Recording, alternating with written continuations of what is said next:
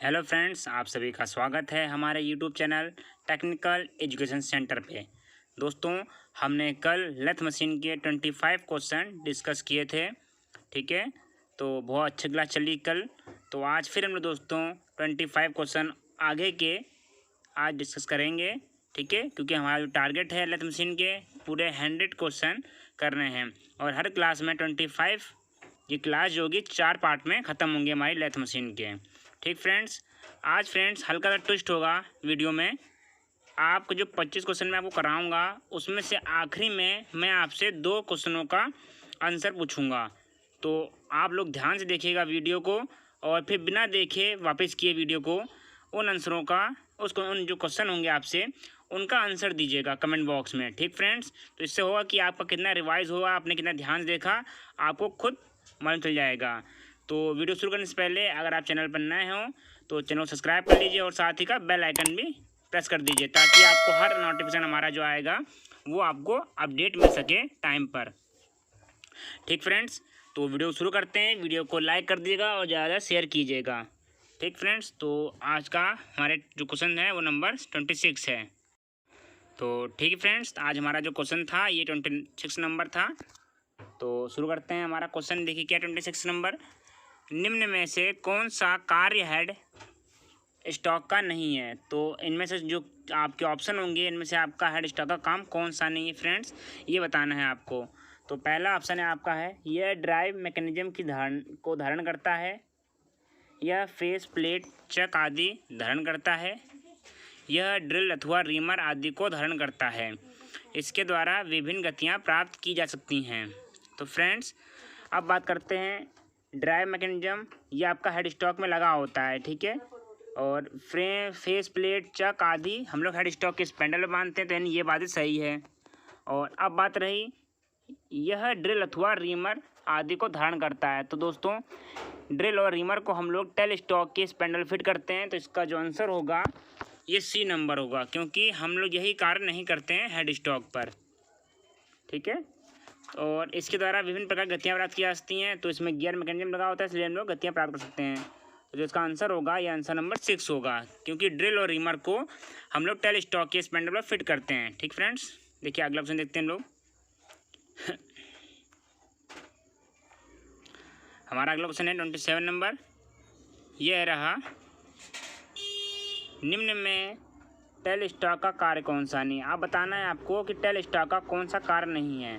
पहला ऑप्शन यह ड्रिल अथवा रीमर को धारण करता है, दूसरा यह कार्यखंड को धारण करता है, तीसरा यह टेपर टर्निंग में काम आता है, चौथा यह कार्यखंड को सपोर्ट करने के लिए डेड सेंटर लगाने के काम आता है।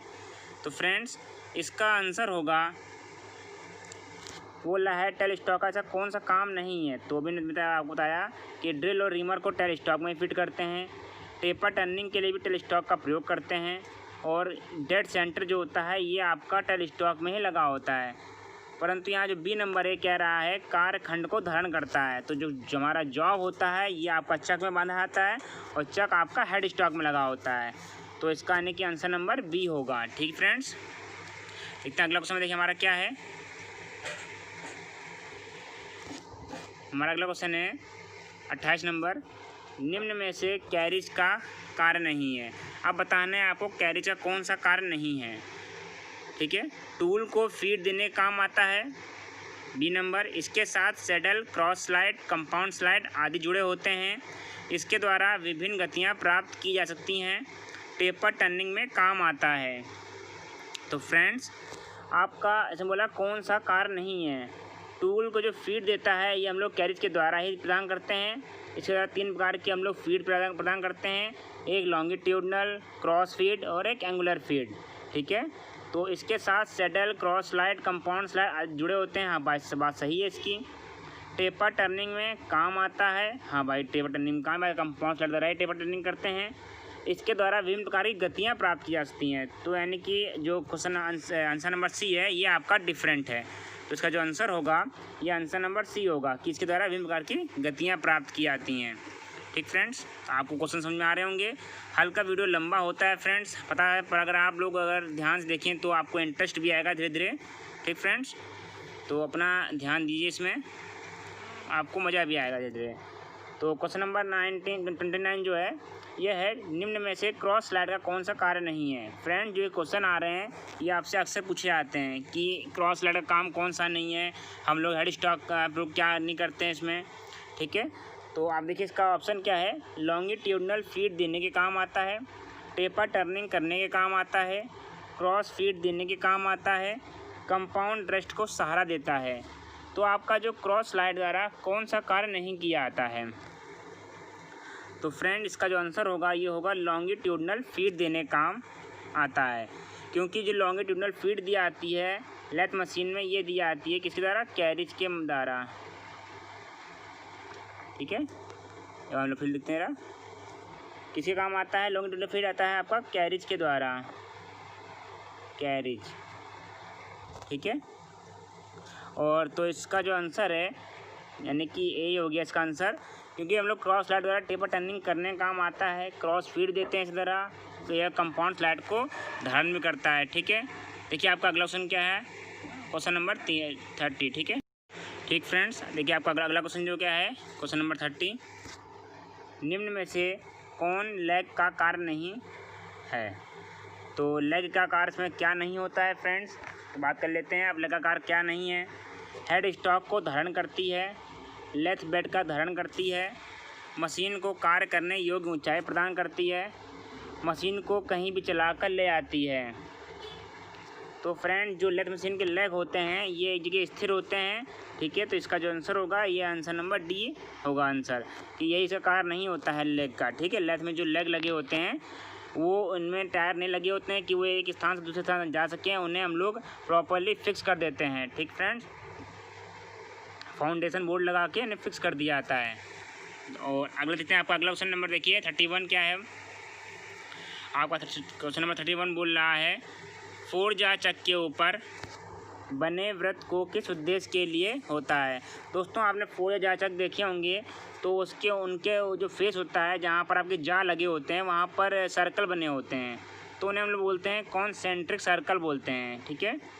तो आप देखिए ऑप्शन क्या है, सुंदरता बढ़ाता है वो इसलिए लगे होते हैं सर्कल, कार्यखंड को एक्यूरेट पकड़ते हैं, चारों जा को बराबर दूरी पर खोलने में सहायता करते हैं, जा को उल्टा बांधने में सहायता करते हैं। तो फ्रेंड, जो उसका काम होता है, जो सर्कल के निशान लगे होते हैं उनका काम होता है कि आप लोग जो जा होते हैं, अरे आपके जो जॉब होगा उसको आसानी से हम लोग फिट कर सकें। इसके लिए क्या होता है, हम लोग देख पाते हैं कि हमारे जो चारों जा हैं वो प्रॉपरली कितना खुले हैं, तो एक तरह से उनकी दूरी को खोलने की सहायता प्रदान करता है। तो इसका आंसर नंबर सी होगा, ठीक है। क्योंकि जब चारों जा एक बराबर दूरी में खुले होंगे तो ही आपका जॉब सेंटर में बन पाएगा, ठीक है। तो आपका देखिए अगला क्वेश्चन क्या है, आपका अगला क्वेश्चन है 32, किस चक का प्रयोग असमान आकार के जॉब को पकड़ने के लिए किया जाता है। असमान यानी दोस्तों अनियमित आकार के। तो आपका ऑप्शन है 3जा चक, 4जा चक, किसी चक पर नहीं, और ऑप्शन नंबर डी ए व बी दोनों। तो दोस्तों, असमान यानी कि असीमित आकार के जॉब, ठीक है, यानी असमान आकार के, तो इन जॉबों को पकड़ने के लिए हम लोग 4जा चक का प्रयोग करते हैं, ठीक फ्रेंड। हमसे ध्यान रखिएगा, असीमित आकार के एंगुलर जॉब या असमान आकार के जॉब को पकड़ने के लिए 4जा चक का प्रयोग किया जाता है।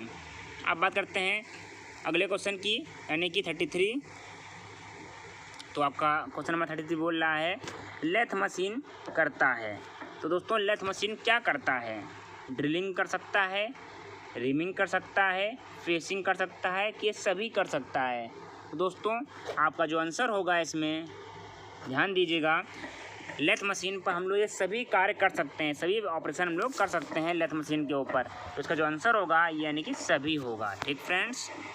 4 नंबर, निम्न में से किस अवस्था में लेथ के गियर बदलने चाहिए। आपका पहला ऑप्शन है चलती अवस्था में, बी नंबर कम गति पे, किसी भी अवस्था में, और डी नंबर इनमें से कोई नहीं। तो दोस्तों, जो गियर होते हैं ये हम लोग कम गति पर बदल सकते हैं, ठीक है। तो आपका आंसर नंबर बी होगा, और इन्हें चेंज किया जाता है, ठीक है। पर आपके ऑप्शन के अनुसार यहाँ पर जो आंसर होगा ये कम गति होगा, ठीक है। अब करते हैं अगले क्वेश्चन की, निम्न में से किस लिए सरफेस गेज का प्रयोग किया जाता है। सरफेस गेज का प्रयोग हम लोग लेथ मशीन पर किस लिए करते हैं? जॉब को ट्रू करने के लिए, समकोण चेक करने के लिए, साइज चेक करने के लिए, मार्किंग करने के लिए। तो हम लोग जो सरफेस गेज होता है इसे हम लोग स्क्राइबिंग ब्लॉक या मार्किंग ब्लॉक ही बोलते हैं।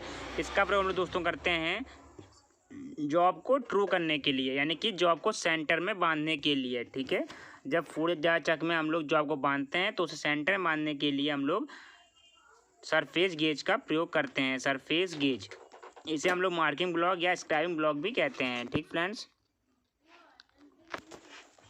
आपका आता है अगला क्वेश्चन 36। निम्न में से किस कार्य के लिए लेथ मशीन का पर रफ टर्निंग टूल प्रयोग किया जाता है? निम्न में से किस कार्य के लिए लेथ मशीन पर रफ टर्निंग टूल प्रयोग किया जाता है? आपका ऑप्शन ए, जब अच्छे सतह परिष्करण की आवश्यकता हो, यानी कि जब अच्छी सरफेस फिनिशिंग आवश्यकताओं में हो, जब अधिक मात्रा में धातु को उतारना हो यानी हटाना हो, जब स्पैंडल की चाल अधिक हो, जब मुलायम धातु की कटाई करनी हो। तो इसमें दोस्तों आपका जो आंसर होगा ये आंसर नंबर बी होगा। जब हम लोग रफ टर्निंग का प्रयोग तब करते हैं, रफ टर्निंग का, जब हमें अधिक मात्रा में धातु को हटाना होता है। ठीक है, तो आपका अगला जो क्वेश्चन होगा देखिए क्या है। आपका अगला क्वेश्चन है, निम्न में से किस उद्देश्य के लिए स्क्वायर शोल्डर बनाया जाता है? ठीक है, आपका पहला ऑप्शन है मिलने वाले पार्ट्स ठीक से शोल्डर पर मिल सकें, कार्यखंड के कोने तथा एजेस धारदार ना रहें, शोल्डर को अधिक सामर्थ्य प्रदान करने के लिए, शोल्डर को कमज़ोर करने के लिए। ठीक फ्रेंड्स, तो इसका जो आंसर होगा ये आपका होगा ए नंबर, मिलने वाले पार्ट्स ठीक से शोल्डर पर मिल सकें। ठीक है, तो स्क्वायर शोल्डर का जो प्रयोग होता है मोस्टली ये होता है जब दो पार्ट्स ठीक मिलते हैं तो वो ठीक से उनके शोल्डर मिल सकें आपस में। ठीक है, यानी कि उनकी जो साइड होते हैं आपस में मिल सकें ठीक से। तो जो दोस्तों शोल्डर होते हैं बहुत प्रकार के होते हैं, जैसे अंडर कट हो गया, स्क्वायर शोल्डर हो गया, बेवल शोल्डर हो गया, एंगुलर शोल्डर हो गया। ठीक है, अब बात करते हैं अगले क्वेश्चन की, क्वेश्चन नंबर 38। निम्न में से किसे फिलेटेड शोल्डर का उद्देश्य होता है? निम्न में से फिलेटेड शोल्डर का उद्देश्य क्या होता है? दोस्तों फिलेटेड शोल्डर को ही हम लोग एंगुलर शोल्डर भी कहते हैं। तो आपका पहला ऑप्शन है शोल्डर की सामर्थ्य कम करना, शोल्डर की सामर्थ्य बढ़ाना, जॉब के कोने तथा धार समाप्त करना, जॉब की सुंदरता बढ़ाने के लिए।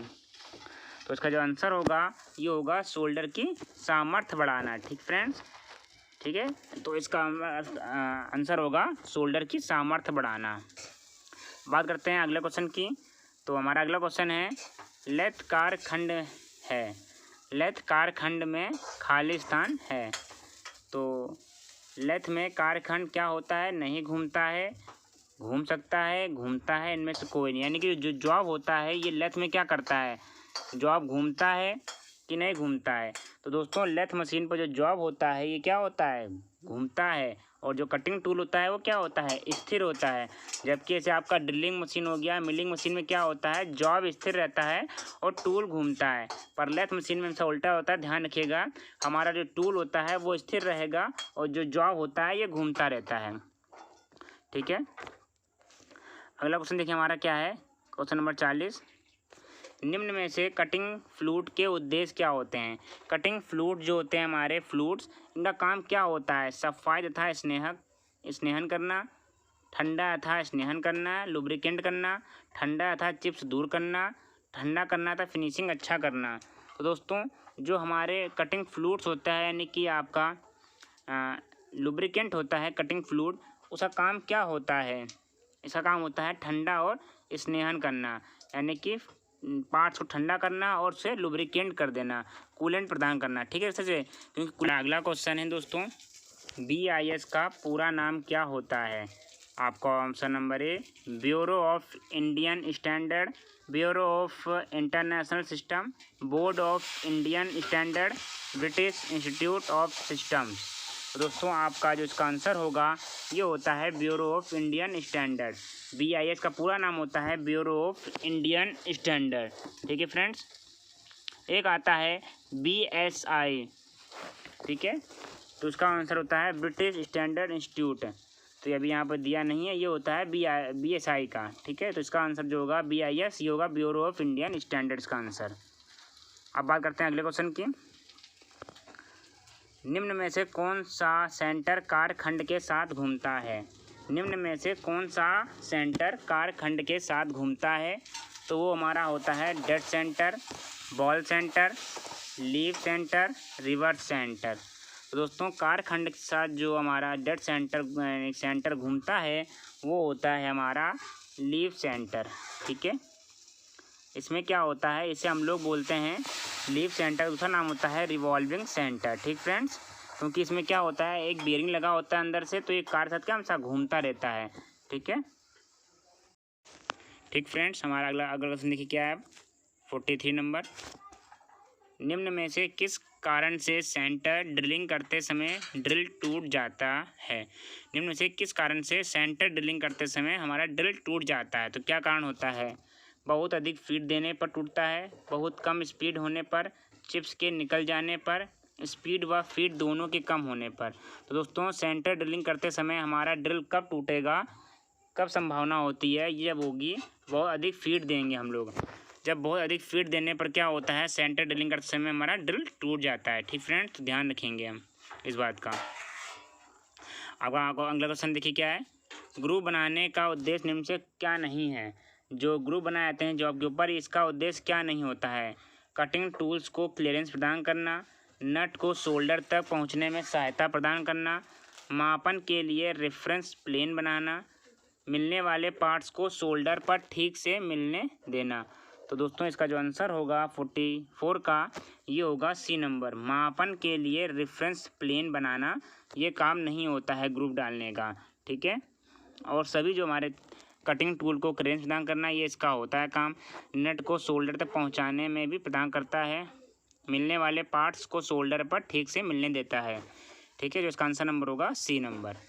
अब बात करते हैं अगले क्वेश्चन की। 45 हमारा है क्वेश्चन नंबर अगला। तो अगला क्वेश्चन देखिए 45। निम्न में से किस स्पीड पर नर्लिंग ऑपरेशन किया जाता है? निम्न में से किस स्पीड पर नर्लिंग ऑपरेशन किया जाता है? टर्निंग स्पीड पर, टर्निंग स्पेंडल स्पीड से अधिक पर, टर्निंग स्पीड से आधी स्पीड पर, टर्निंग से 1/3 गुनी स्पीड पर। तो दोस्तों जो हमारी नर्लिंग होती है, ये आपकी ध्यान रखिएगा एक प्रेस क्रिया होती है जिसमें दबाव देकर जो आपके ऊपर आकृति दी जाती हैं। तो इसका जो आंसर होगा ये होगा टर्निंग से 1/3 गुनी स्पीड चलाया जाता है। यानी जो नर्लिंग की स्पीड होगी वो टर्निंग की स्पीड की 1/3 गुना स्पीड पर चलेगा। ठीक है, कटिंग टूल जो नर्लिंग का, तो ध्यान दीजिएगा इस बात पे। और हमसे ध्यान रखिएगा नर्लिंग जो होती है ये आपकी प्रेस क्रिया है। ठीक है, इसमें केवल कटिंग नहीं की आती, इसमें केवल प्रेस किया जाता है जॉब के ऊपर। अगला क्वेश्चन देखिए क्या है। अगला क्वेश्चन हमारा है 46 नंबर। निम्न में से किस गति पर पार्टिंग ऑफ ऑपरेशन करना चाहिए? तो कौन सी गति होती है जो हमारा पार्टिंग ऑफ ऑपरेशन करने के लिए उचित होती है? दोस्तों पार्टिंग ऑफ ऑपरेशन का मतलब होता है, पार्टिंग ऑफ ऑपरेशन का मतलब होता है पार्ट को, जैसे हम लोग पार्ट बनाया, अब उसे जॉब से अलग करना है उतने। ठीक है, तो उसे पूरे काट देना, अलग कर देना, तो उसे कहते हैं पार्टिंग ऑफ। ठीक, पार्ट कर देना। यानी कि देखिए इसका ऑप्शन क्या है आपका, ऑटोमेटिक फीड पे चलाने देना चाहिए, हाई स्पीड टर्निंग स्पीड पे, कम स्पेंडल फीड पे, परिवर्तनीय स्पेंडल पे। तो जो इसका आंसर होगा ये आंसर नंबर C होगा, कम स्पेंडल फीड पे। ठीक है, कम स्पेंडल फीड पे पार्टिंग ऑफ ऑपरेशन करना चाहिए। ठीक है, आपका देखिए अगला क्वेश्चन क्या है। निम्न से किस पोजीशन पर टूल को सेट करके पार्टिंग ऑफ किया जाता है? तो टूल को किस पोजीशन में रखा जाता है पार्टिंग ऑफ करते समय? ये ध्यान दीजिएगा आंसर। कटिंग पॉइंट के ठीक सेंटर में रखेंगे, कटिंग पॉइंट के सेंटर से थोड़ा ऊपर रखेंगे, कटिंग पॉइंट सेंटर से थोड़ा नीचे रखेंगे, किसी भी प्रकार रख सकते हैं। तो दोस्तों पार्टिंग ऑफ करते समय आपका जो टूल रहेगा वो कटिंग पॉइंट से ठीक सेंटर में रहेगा। टूल हमारा बिल्कुल ठीक सेंटर में होना चाहिए, नहीं तो पार्टिंग ऑफ करते समय हमारे ऑपरेशन में बहुत सी दिक्कतें आएंगी। ठीक है, या फिर उसका क्लियरेंस एंगल बढ़ जाएगा, घट जाएगा, तो क्या होगा, टूल का क्लियरेंस एंगल अगर ठीक नीचे होगा सेंटर से, ठीक है, तो कटिंग पॉइंट के ठीक सेंटर में होना चाहिए टूल। अगर नीचे होगा तो हमारा क्या होगा, क्लियरेंस एंगल बढ़ेगा, रैक एंगल घट जाएगा। ऊपर होगा तो हमारा रैक एंगल बढ़ेगा और क्लियरेंस एंगल घट जाएगा। इसलिए जो पार्टिंग करते समय टूल जो होता है वो कटिंग पॉइंट का ठीक सेंटर रखना चाहिए। देखिए अगला ऑप्शन देखिए हमारा क्या है, निम्न में से 48 नंबर आपका है, निम्न में से किस जगह पर असमान आकार के कार्यखंड को फेस करने के लिए बांधा जाता है। तो निम्न में से किस जगह पर असमान आकार के, जब हमें असीमित आकार के यानी कि असमान यानी कि एंगुलर जॉब की हमें फेसिंग करना होता है तो उसे हम लोग किस में बांधते हैं, मैंड्रिल पर, दोनों केंद्रों के मध्य, सीधे ही केंद्रों के मध्य, फेस प्लेट पर क्लैंप करके, थ्री या चक में पकड़कर। तो इसका जो आंसर होगा, जब हम लोग असीमित आकार के जॉब की क्लैंपिंग करते हैं तो मैंने बताया था असीमित आकार के जॉब को हमेशा फेस प्लेट पर या फिर फोर्ज या चक में पकड़ा जाता है। यहाँ पर आपका फोर्ज या चक आंसर नहीं है, और जब फोर्ज या चक और फेस प्लेट दोनों होंगे तो आपका अभी तब भी अंतिम आंसर होगा फेस प्लेट। ध्यान रखिएगा ये बात पे। ठीक फ्रेंड्स, अब देखते हैं हमारा अगले क्वेश्चन क्या है। लास्ट सेकंड 2 बचे हैं क्वेश्चन, तो हम आपको अभी 2 क्वेश्चन देंगे वीडियो के अंत में। तो इन 2 क्वेश्चनों का आंसर आप लोग हमें कमेंट बॉक्स में कमेंट कीजिएगा। ठीक फ्रेंड्स, ये क्वेश्चन आपके आज की 25 क्लासेस में से कोई 2 होंगे, तो ध्यान दीजिएगा। क्या है 49, निम्न में से किससे स्ट्रेट टर्निंग कहा जाता है। तो पहला है टर्निंग को, बोरिंग को, ड्रिलिंग को और पार्टिंग को। तो ठीक है, इसका आंसर जो होगा ये होगा टर्निंग को। स्ट्रेट टर्निंग क्या होता है, टर्निंग को ही कहते हैं। ठीक है, इसका आंसर जो होगा टर्निंग 1 नंबर। ठीक है, 3 नंबर, जॉब को बांधने और तथा खोलते के बाद चक की को क्या किया जाता है। ठीक है, जब हम लोग दोस्तों जॉब को चक में बांध देते हैं तो उसके बाद क्या करना चाहिए, जो चक्की होती है चक में लगाकर छोड़ देते हैं, चक के साथ ही लॉक कर देते हैं, उसको भी जॉब के साथ ही बांध देते हैं, तुरंत चक से निकाल लेते हैं। तो जैसे ही फ्रेंड जब हम लोग चक के द्वारा जब जॉब को बांध देते हैं और तो क्या करना चाहिए, हमें तुरंत चक से उसे निकाल कर सही स्थान पर रख दिया जाता है। ठीक है, और ऐसे स्थान पर रखा था जहाँ से आपको आसानी से मिल सके, और चक को अच्छे से कस देना चाहिए। ठीक है फ्रेंड्स, चारों जाव को, उसके बाद हमें उसे सही स्थान पर रख देना चाहिए। तो इसका आंसर जो होगा तुरंत चक से निकाल लेते हैं। ठीक फ्रेंड्स, तो दोस्तों आपके आज के 50 क्वेश्चन हो चुके हैं। आशा है आपको अच्छा लगा होगा वीडियो। ठीक फ्रेंड्स, आज हमारी सेकंड क्लास हो गई है लेथ मशीन की। आप चैनल से जुड़े रहिए, और जुड़े रहने के लिए दोस्तों चैनल को सब्सक्राइब कर लीजिए और बेल आइकन को भी प्रेस कर लीजिए। दोस्तों आप टेलीग्राम और फेसबुक ग्रुप पे भी हमारे ज्वाइन हो सकते हैं। वहाँ पर आपको हर जानकारी कैंपस प्लेसमेंट और टेलीग्राम चैनल से आपको बहुत से प्रकार का स्टडी मटेरियल यानी कि PDF के रूप में मिल सकता है। वहाँ से आप डाउनलोड कीजिए और हमारे साथ जुड़िए। ठीक है, और वीडियो को दोस्तों लाइक कीजिएगा, शेयर कीजिएगा। दोस्तों नमस्कार, मिलते हैं अगले वीडियो में।